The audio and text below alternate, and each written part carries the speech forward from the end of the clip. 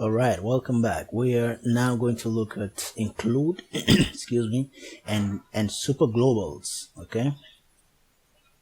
Now, in PHP, when you have different files, right, or you have, for example, in our exercise 1, we have got a whole lot of variables and a function, all right, and stuff like that here, right? And we want to actually access these on a different page, right? PHP gives us the flexibility. We don't have to go and type all these again. We don't have to do all this again, all right? We can simply come to the file that we want to access the information of these files in, all right? And then call our include function. Include is a function, all right, from PHP that helps you include other files, all right, so that you can access your files, all right. And as usual, a function, when you're calling a function, you have to open up your brackets, all right. Now this function takes a parameter, right, and that parameter simply is the path of where the file that you want to include is, all right. So you can just open your codes and then you type here. We're going to type exercise 1.php. all right. Now what we have done is we have included all the information here on this file, all right. Now let's test something out. In this file we have got a variable called users, right, and it's assigned audience. So we're going to echo this in the index, all right. And we also have a function called allowed users. I'll just copy this, all right. We are going to call this function here also, and let's see what happens, all right. But for now, let me just save this and check my, all right. Now we have nothing here. Cool. So we just go, let's see where we can echo this below here. Yeah, below here I'm going to echo the variable, all right. Let's see, there was a variable called okay, let's just echo users, all right. Now if I save this and I come back to the browser, oops, hold on, I did not get the name correctly. So we're getting this error on line 99. Let's see why we can't. All right. So we're echoing users, and what does the error say? Array to string conversion. Just like we're trying to echo an array. Oh yeah, we have an array here. So we can't echo this, right? Now let's try and use another variable inside here. All right. We have a variable called performer name. All right. Performer underscore name excuse me. So let's go back to our file, and you can see we are echoing performer name, which is coming from this file, all right. And now we included it on top of the page. This is, you want your include files to go on top of the page, right? And also we had a function over there, this function. So I'm going to call this function, all right, and see if we can get something, all right. All right, see, so we're calling the function, all right. Now this is the first one here, all right, the performer name, and then we're calling the function which is being executed, all right. So as you can see, we are accessing this file, all right, using the include. Now there's another one called require, all right, require. Now require works differently from includes, in the sense that if PHP does not find the file, your application will crash, all right. So if you have an application that requires a file to work, you have to use require. But if you have an application that only needs to include access some variables or some functions or some anything in another file, then excuse me to say, that you can just use include, okay. So that is a difference, but they practically do the same thing. You can see they do the same thing, all right. Now let's talk about Superglobals. I have a feeling this lecture will be long. All right. Now, superglobals are basically arrays. All right. There are ways to recognize a superglobal. All right. Let's talk about the concept. All right. Superglobals are arrays. They are always in capital. All right. You can see I have. Let me uncomment this.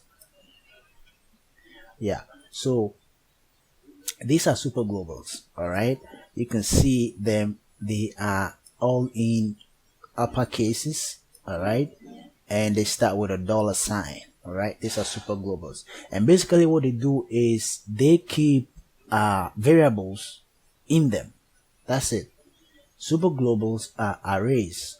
All right, they keep variables in them, and those variables can be accessed anywhere in any file in your web application. All right, I'll say that again. Superglobals are arrays, all right, array variables, right, that can be accessed anywhere on your application. All right. Now I did something here. I included or required this file here. All right. So for example, if I did not do this, all right, I wouldn't be able to access the information here. All right. Let's go back. Yeah. All the what we did here, we echoed the performer name and this allowed users. We call this function, which is in exercise 1. If I take the required out, I'm going to get an error here. You see that? I'm getting an error here.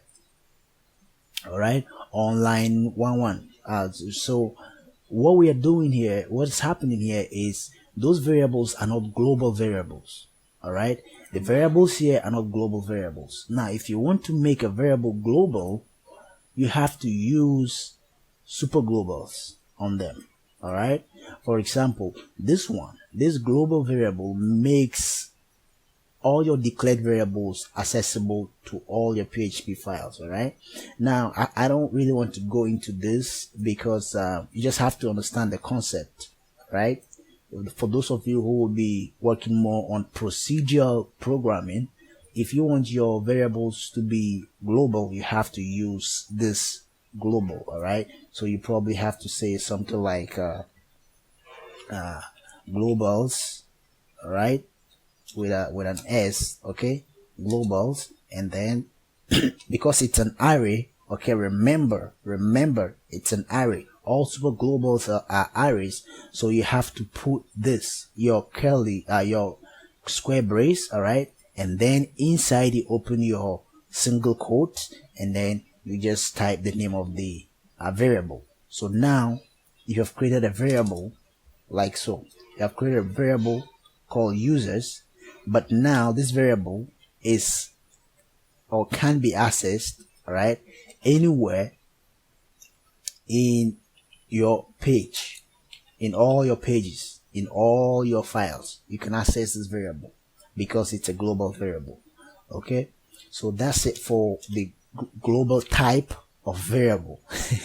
Now this is the global type of global variable. All right, and then we have the session. This is how session works. Now, if if you are using other applications, you're gonna see that when you log in, you get a welcome message. Your information, your email stays the same.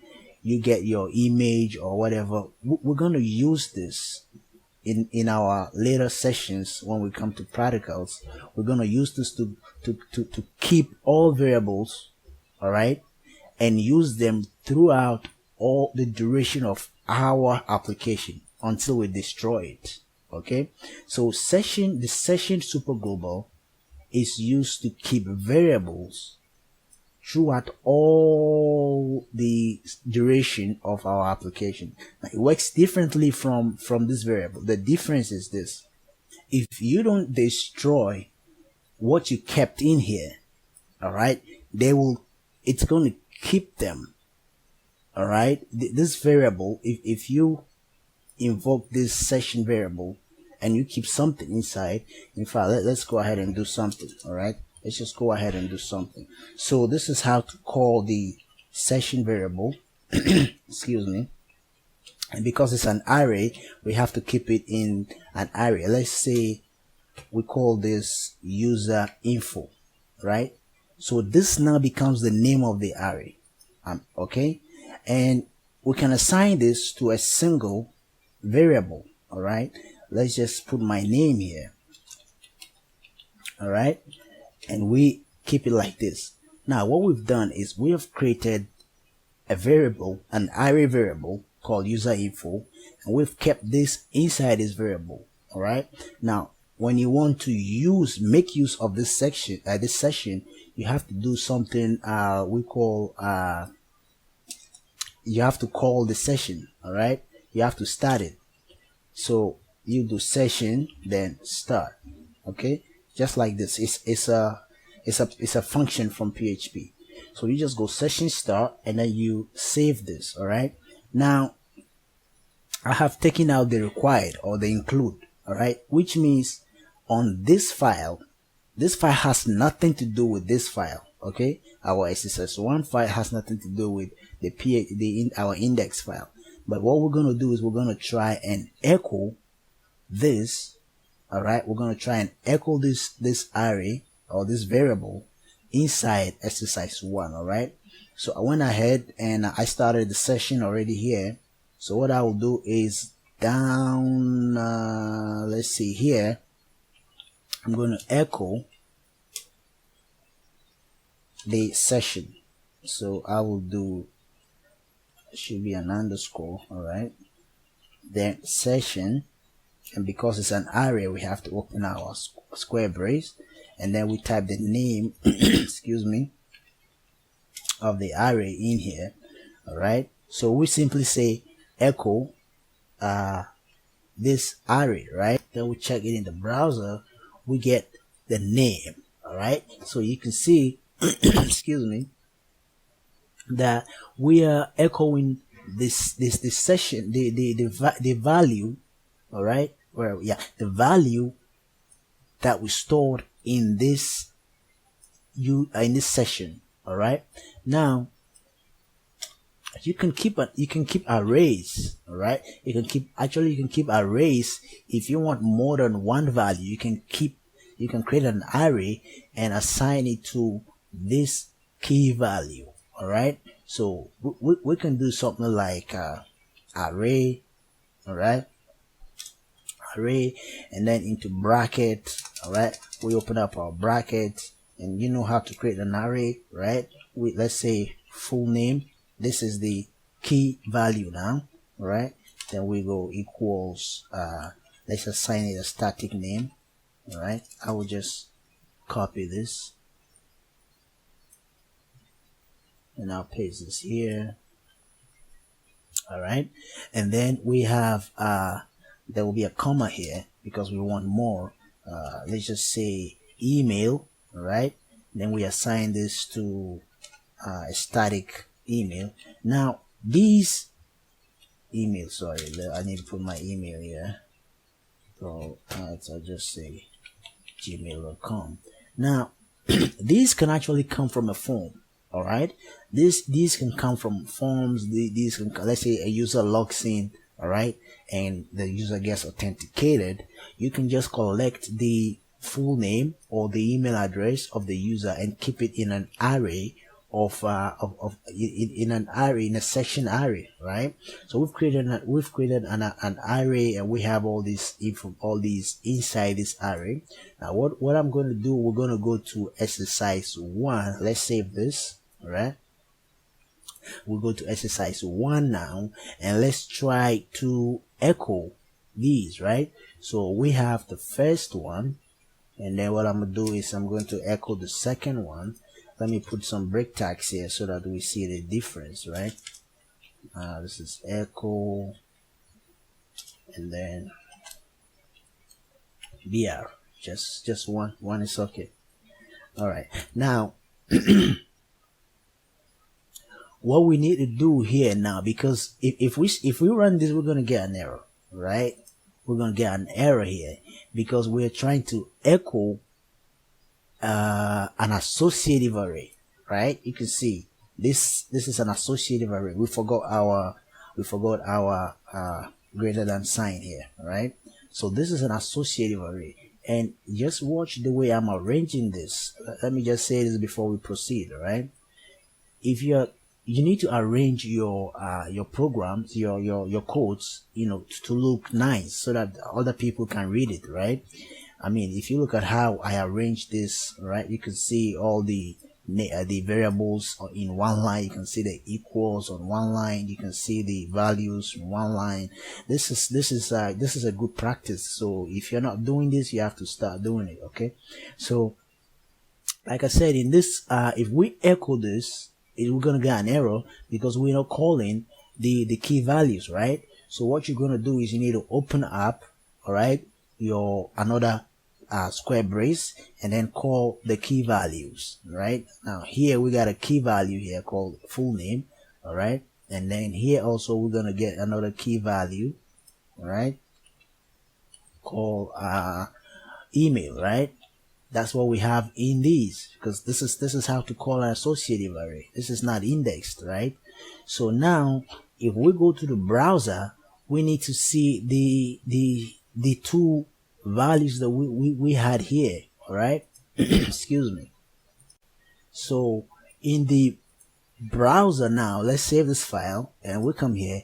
We're getting an error. We're getting an error on line 89. Let's see which error we're getting. All right, we're forgetting our how do you call it, our semicolon here, right? So let's save this. We go back and we get the name and we get the email, all right? So we can just say something here like we can say welcome, right? And then we concatenate this. We're gonna do concatenation later, all right? And then here we can say your email is, right? Then we do a concatenation. Concatenation simply means attaching, all right? And then we go to the browser. We can see that welcome, and then we get our name. Your email is this, right? This lecture is getting a bit long, and we need to talk about the other super globals, right? We need to talk about post, we need to talk about get, we need to talk about file, we need to talk about server, right? So I will end this lecture here, but I hope you've understood the concept of what super globals are. First of all, we'll begin with include and require. I hope you got the concept, all right? And then the super globals, we have looked at global and session, all right? And we just finished working on session. On the next lecture, we're going to start with post and get, and and the server. It's going to be an interesting lecture, but I hope you get the concept and everything. I'll see you on the next lecture.